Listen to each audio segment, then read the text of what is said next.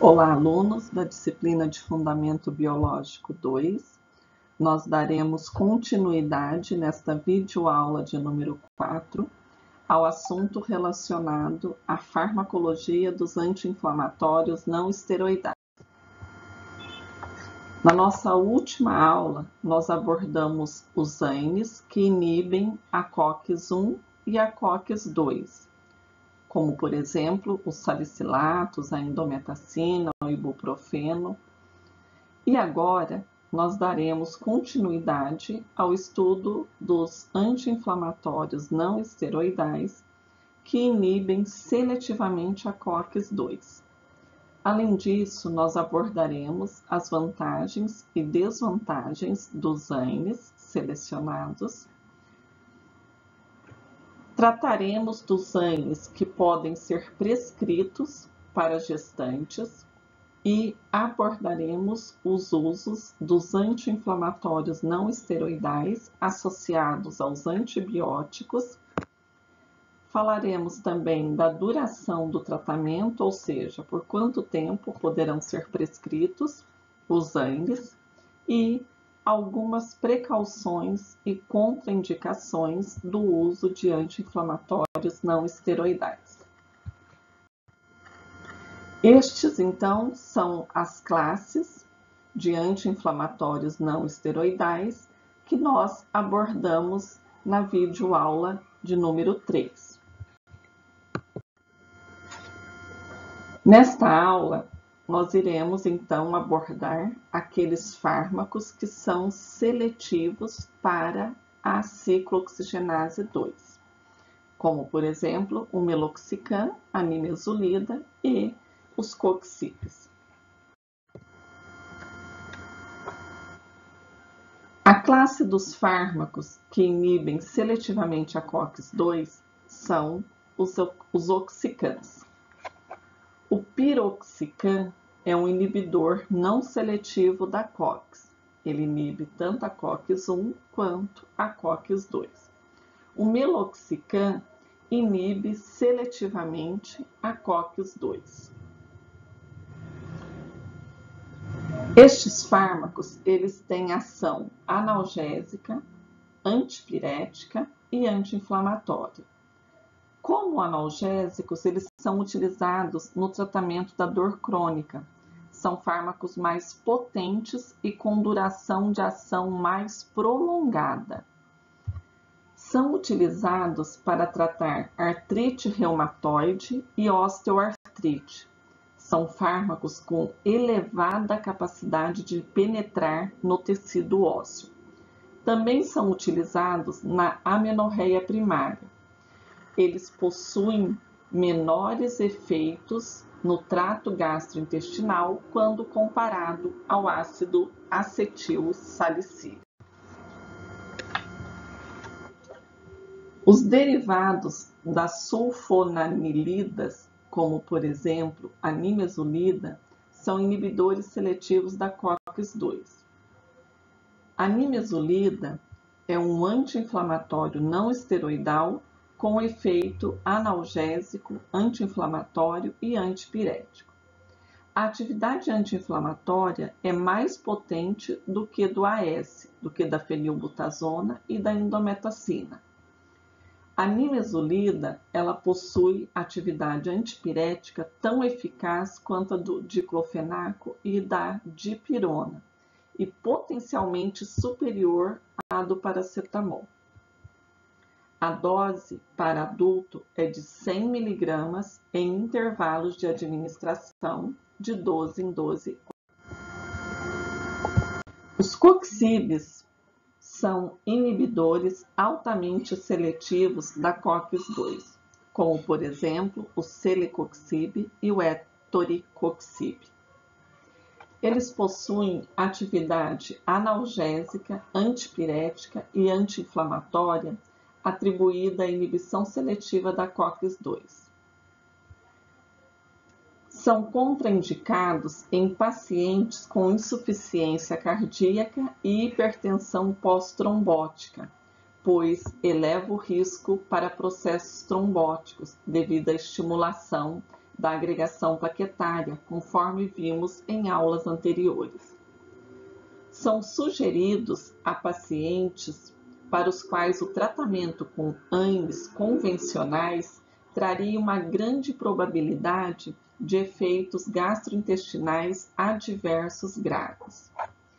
É necessário, portanto, avaliar o custo-benefício para os pacientes, pois o uso dos inibidores seletivos da COX-2 só teriam justificativa de indicação em pacientes idosos, os quais são mais propensos às reações digestivas e possuem, neste caso, risco aumentado de sangramento gastrointestinal.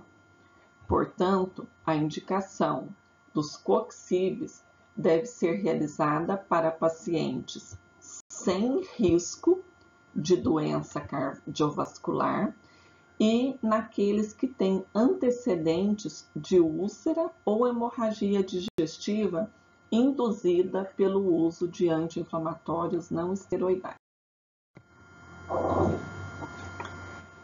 Entre as desvantagens e vantagens terapêuticas dos anti-inflamatórios não esteroidais, nós podemos citar que os salicilatos e a indometacina, eles possuem como desvantagens os distúrbios no trato gastrointestinal.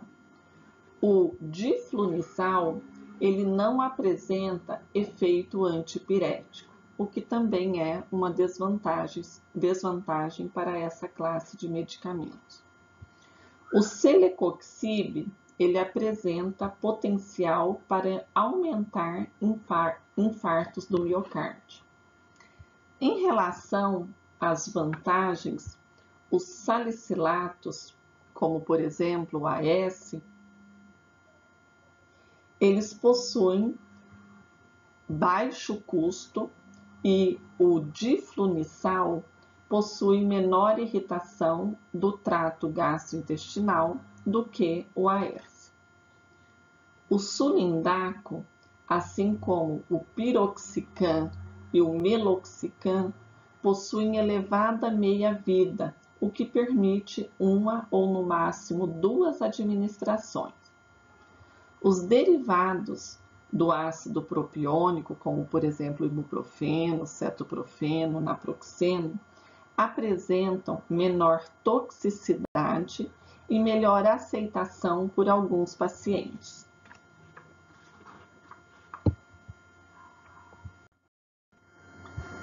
Os AINES não devem ser utilizados em associação com antibióticos, ou seja, fármacos utilizados para tratar as infecções. Nos processos infecciosos, é um erro administrar anti-inflamatórios em conjunto com antibióticos. Os anti-inflamatórios não esteroidais, eles mascaram os sinais clínicos da infecção, como a dor, a flogose, a febre, e não permitem a delimitação da infecção. As infecções devem ser tratadas com antimicrobianos. Os anti-inflamatórios não esteroidais, eles não são recomendados na gestação. Se forem muito necessários, o ácido acetil salicílico é o mais seguro. Ele não está associado a efeitos teratogênicos em humanos.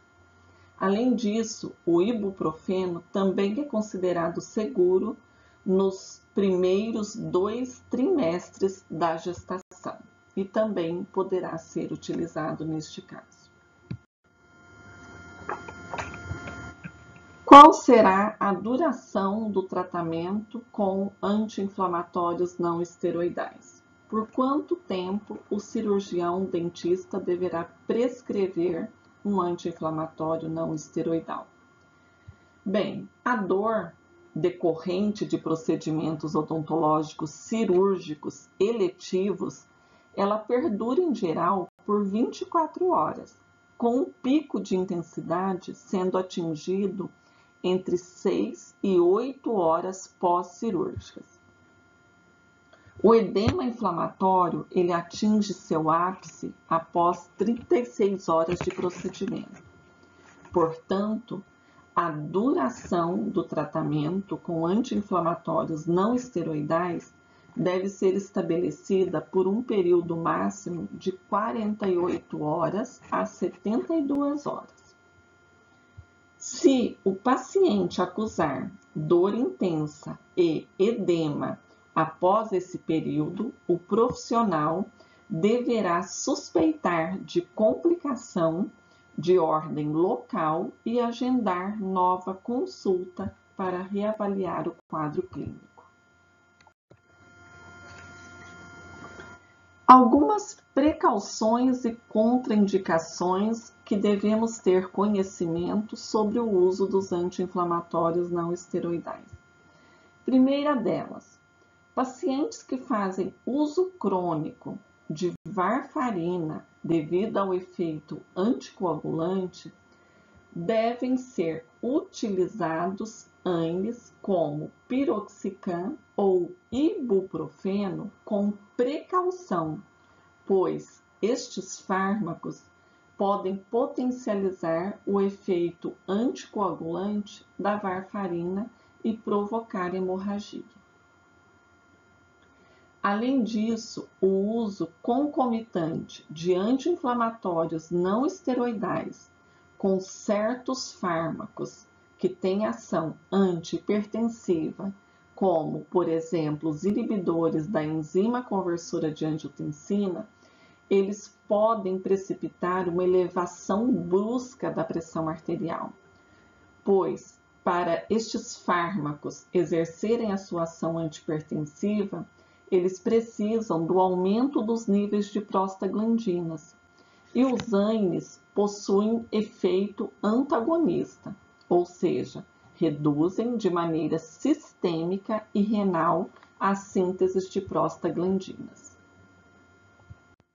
Também devemos evitar a prescrição dos inibidores da COX-2, os coxibes, a pacientes com história de infarto do miocárdio, angina, pelo risco de trombose, especialmente em idosos. Todos os anti-inflamatórios não esteroidais podem causar retenção de sódio e água, diminuição da taxa de filtração glomerular e aumento da pressão arterial sanguínea, particularmente em idosos.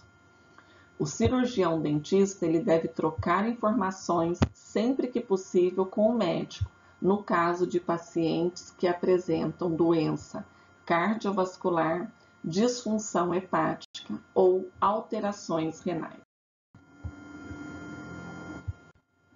Nós, portanto, encerramos aqui esta videoaula em que nós abordamos as principais classes de anti-inflamatórios não esteroidais utilizados na clínica, os fármacos que apresentam ação seletiva sobre a COX e aqueles que não apresentam ação seletiva, pois inibem tanto a COX-1 quanto a COX-2, como os salicilatos, diclofenaco. Nós também vimos as vantagens e as desvantagens dos ANES. Falamos do uso dos anti-inflamatórios não esteroidais por gestantes e aqueles fármacos, se são utilizados ou se devem ser utilizados em associação com antibióticos, né? Nós vimos que eles não devem ser utilizados para não mascarar os sinais da infecção e a duração do tratamento.